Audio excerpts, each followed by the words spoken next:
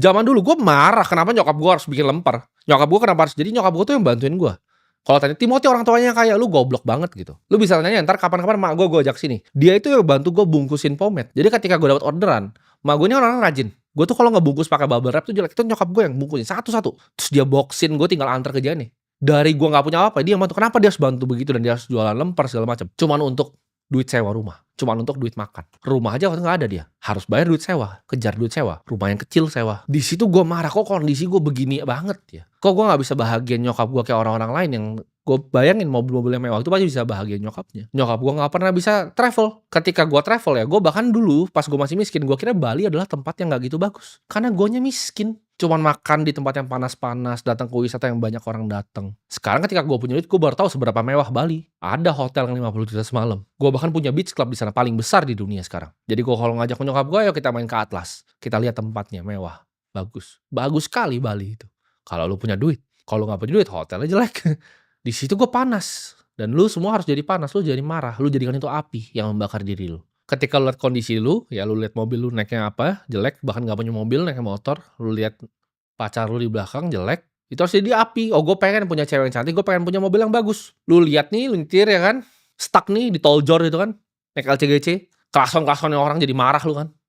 Lu harusnya marah tuh sama kondisi lu. Gak akan ada manusia di bumi ini yang mau nyeret lu untuk kerja. Gak akan ada manusia di bumi ini yang mau ngasih lu Ferrari. Lu sendiri aja gak mau, lu sendiri gak percaya lu bisa jadi kaya, lu gak marah sama kondisi lu. Gua gak akan di sini, gua keluar dari kamera, gua ambil leher lu, ayo kayak kita kerja gitu. Cuman lu yang bisa pukul pantat lu sendiri, oke hari ini saya harus bekerja. Karena orang tuh banyak yang malas bekerja sedikit udah capek mereka. Gue bingung gitu ngomongin lu gimana kalau lu emang udah gak ada kemauan. Lu cuma scroll TikTok, ujung-ujungnya apa? Ya lu bikin anak, habis itu lu minta bansos. Lu berharap ada orang lain, lu salahnya orang lain, lu salahin pemerintah begini, pemerintah begitu. Mau mereka coba bagaimana, lu kan salahin terus. Kenapa? Karena lu yang sampah. Lu cuma jadi pengemis, minta bansos dong, minta bansos dong, minta bansos dong. Gue dari dulu gak pernah minta-minta sama orang, lu baru kerja dikit, oh mental health. Itu kebiasaan yang kontol tuh gue kasih tau tuh. Orang yang nyontoh-nyontohin begitu, oh dikit-dikit ini mental health. Begini, begitu. Gue burn out. Saya capek, saya burn out. Kemarin gue hire editor, baru kerja 4 hari, gak bisa, burn out. Lu mati aja. Ada yang datang kayak gitu ke gue, mati lu, bagusan. Gak usah hidup, gak usah kerja sama gue lu. Di jalan aja. Banyak orang nyari kerja. Lu udah dapet kerjaan bagus gitu kan. Tapi capek bang kerjanya sampai malam. Anjing lu. Gue belasan tahun kerja ya, sehari pun satu gue ngomong sini nggak ada gue libur, gue nggak pernah burn out, gue nggak pernah mental health tai anjing itu. Kecuali lu tentara, pernah kena bom temen lu PTSD itu boleh lu mental health. Selain itu lu tidak boleh ngomong ke gue, saya mental health, saya depresi, anjing lu. Kerja gitu, marah sama diri lu sendiri. Dan ini mindset gue pengen punya lu lagi ya. Tadi lu inget-inget gitu. Jadi ketika gue ngomong gini jangan cuman angin lewat gitu. Yang pertama lu harus percaya sama diri lu, yang kedua lu marah sama kondisi lu itu dulu. Ya itu jadi apinya tuh. Ketika lu ngerti konsepnya, lu paham polanya, lu bisa jadi sukses juga. Karena semua itu cuma di otak.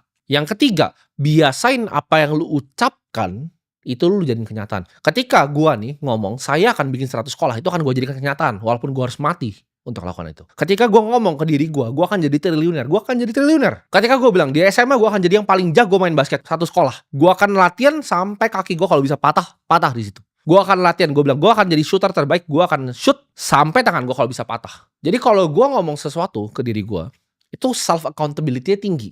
Lu adalah orang-orang yang gak accountable. Bilang oke, gue mau sukses. Besok lu udah ngaso lagi scroll TikTok sambil coli. Itu yang bedain gue sama lu. Ketika lu bohongin diri lu terus menerus, oke, kemarin saya mau sukses, awal tahun baru, oke, tahun ini gue mau bebasin nyokap gue dari kesuksesan. Tapi lu gak ngapa-ngapain sampai sekarang. Lu gak punya self accountability, gak ada itu. Omongan lu tuh sampah gitu. Kayak gue bilang tadi, misal karyawan gue gak pernah ngancem, lu keluar, gak pernah gue ancem. Orang ya di sekitar gue, itu mau semuanya, mau saudara gue, mau pacar gue, ya, mau karyawan gue, itu semuanya sama. Gue tuh ngomong gak banyak ke mereka. Tapi kalau gue ngomong, mereka tahu gue itu serius. Cewek nih misalnya gue, saya gak gini, lu diem atau lu keluar? Simple gue. Ketika out, keluar dari hidup gue gak butuh. Cowok lain ngomong doang gitu. Oh lu jangan begini ya, gue gak mau lagi ya. Tapi dia ceweknya berantem lagi 2 jam sama dia. Kalau gue gak terima tai dari orang. Kalau lu gak mau, out. Sama karyawan gue, lu gak suka kerja sini, out lu anjing. Cari gaji yang sama kayak di sini. Ngemis sampah sana di luar. Dan lihat semua ya, karyawan gue atau misalnya siapa yang pikir bahwa mereka tuh lebih hebat dari gue, keluar semua jadi sampah. Karena memang mentalitasnya orang-orang sampah, gak kuat. Jadi gue tuh ngomong sedikit, tapi gue lakuin. Kalau gue bilang gue mau jadi orang kaya, kalau gue bilang gue mau bikin 100 sekolah, itu akan gue lakukan. Dan lu kalau terbiasa tidak begitu, habis lu nanti. Jadi 3 ya, mindset lu harus punya. Ini core nih, pemikiran utamanya. Satu, ya, lu harus selalu ingat bahwa lu harus percaya sama diri lu. Kalau lu nggak percaya, nggak akan ada yang percaya. Kedua, lu harus marah. Karena kemarahan itu adalah api yang luar biasa. Lu dikecewakan sama orang, marah. Kenapa lu dikecewakan sama orang? Lu ditolak sama cewek, marah sama diri lu sendiri. Kenapa lu jadi cowok yang bisa ditolak sama cewek? Jangan lu marah sama ceweknya, kok dia tolak gua. Lu gembel bos. Lu coba balik lagi naik Ferrari, dia paling langsung buka celana itu. Jadi lu nggak bisa gitu, lu nggak bisa marahin orang lain, lu salahin sama sekeliling lu gitu. Lu nggak bisa salahin pemerintah karena nggak kasih lu bansos, lu kerja. Lu anak lu, ya kan lu yang bikin, lu mau makan ya lu kerja. Dan yang ketiga, hati-hati dengan apa yang keluar dari mulut lu. Karena gua itu ketika gua ngomong sesuatu, gua lakukan. Gua paling benci orang yang mulutnya nggak bisa dipegang. Apalagi diri lu sendiri. Jangan biasain bohongin diri lu sendiri. Nah itu mindset ya. Tapi cara menangnya gimana? Cara menang paling gampang adalah lu ngambil bet yang asimetris. Yang lu dapatnya bisa banyak, lu ruginya sedikit. Ini lihai melihat peluang. Gue selalu nyari bet yang asimetris di hidup gue. Ketika gue bikin marketing agency, jangan sekarang gue ngomong bikin agency, sekarang anak-anak muda sekarang sok-sok mau ikut jadi gue. Oh gue bikin agency, agency itu bisnis mati. Kenapa? Karena AI akan gantiin lu semua. Ya. Jadi kalau ada anak muda, oh gue agency, tai anjing lu. Itu zaman-zaman bola mata di Facebook Ads masih murah. Sekarang lu mau beli bola mata di Instagram Ads, lu mampus lu. Lu pasti nggak bisa. Karena ini bet yang pas pada waktu itu. Kalau gua, zaman sekarang gua bikin marketing agency, pasti nggak bisa. Lu jadi harus cari peluang.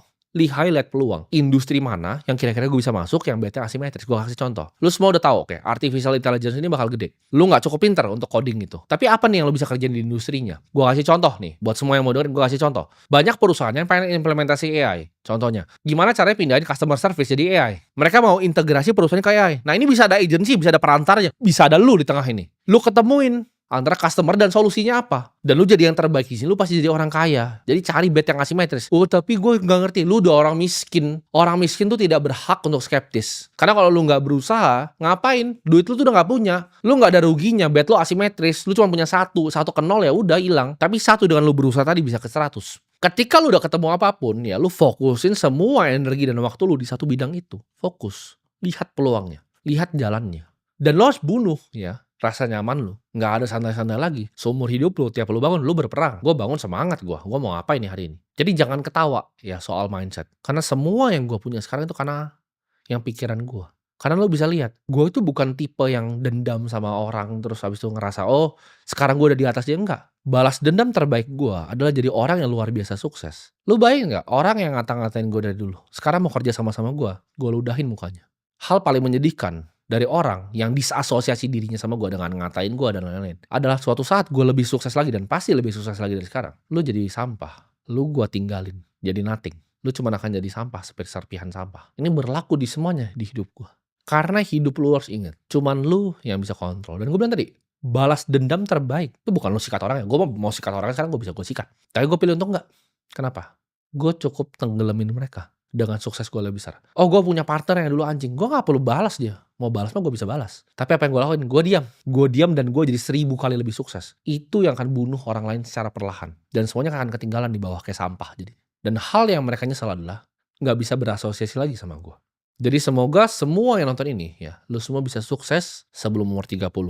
Karena ingat, sukses muda itu lebih penting dibanding sukses tua. Ngapain sukses udah tua? Udah jenggotan lu, udah jadi kakek-kakek. Mau naik private jet aja udah pakai tongkat. Jangan mau ditipu sama orang-orang seperti itu. Karena mereka cuma iri.